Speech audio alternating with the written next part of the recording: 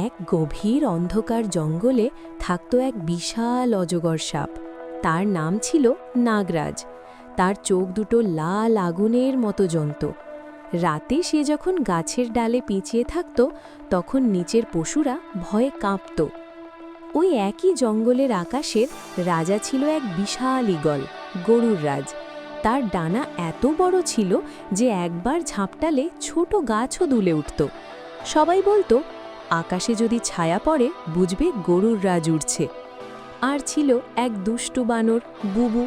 সে কারো কথা শুনত না, কারো লেজ টানত, কারোর খাবার চুরি করত, আবার ভয় দেখিয়ে নিজেই হাসত।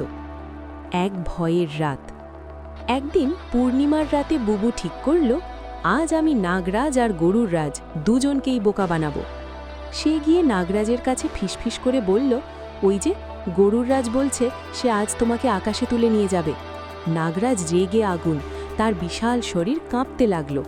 তারপর বুবু উড়ে গিয়ে গরুর রাজকে বলল, নাগরাজ বলেছে আজ সে তোমার বাসায় উঠে ডিম খেয়ে ফেলবে।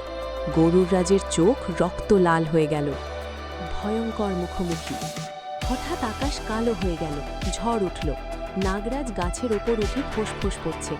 গরুর রাজ ডানা মেলে আকাশে চক্কর দিচ্ছে। বুবু দূরে বসে হাসছে, আজ মজা হবে।